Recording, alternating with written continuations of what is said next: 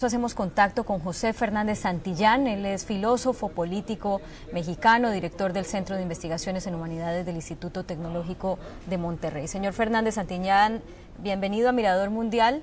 Y bueno, cuéntenos para nuestra audiencia en todo el continente, ¿de quién estamos hablando cuando hablamos del jefe Diego? El jefe Diego es una pieza fundamental del sistema político mexicano. Fue quien hizo posible la negociación desde la época de Carlos Salinas de Gortari para que el Partido Acción Nacional entrara a la alta política mexicana, haciendo mancuerna con el Partido Revolucionario Institucional para poder legislar y llevar a cabo las reformas que en ese entonces se proponía Carlos Salinas de Gortari. Desde ese entonces ha estado, por decirlo así, en el candelero político y es un hombre líder de Acción Nacional, por eso se le dice el jefe Diego. Es un hombre muy querido, ha permanecido en las negociaciones políticas, en el cabildeo, aunque hay que decirlo también que no se lleva muy bien con el presidente Felipe Calderón. Sin embargo, en estos momentos las filas panistas han estrechado sus lazos, pues, y ha pedido el presidente Calderón que ya ha ordenado a su equipo de seguridad nacional que encuentren a Diego Fernández de Ceballos, sea como fuere.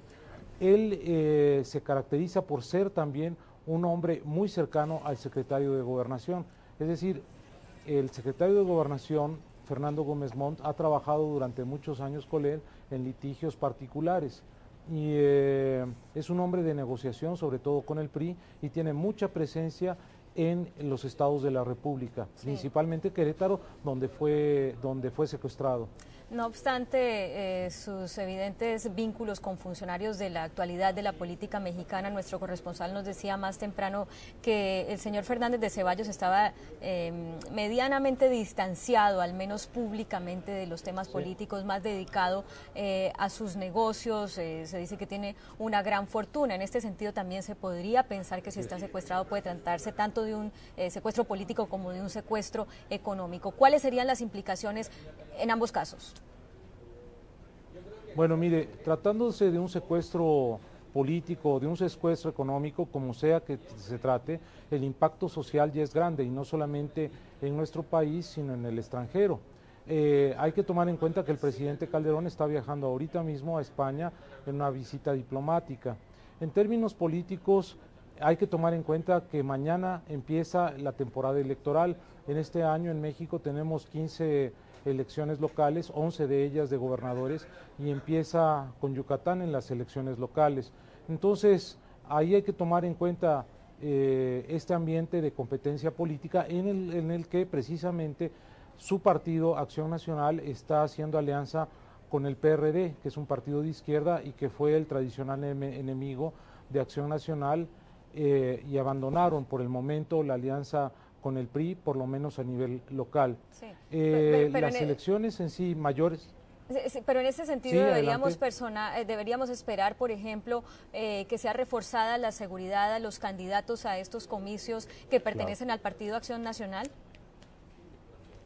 Por supuesto, ya en días pasados hubo el asesinato de un alcalde panista en la frontera tamaulipeca y los propios líderes panistas, especialmente Salvador Nava, pidió que hubiera un reforzamiento de la seguridad de los candidatos panistas a los distintos puestos de elección popular. Eso es bien importante.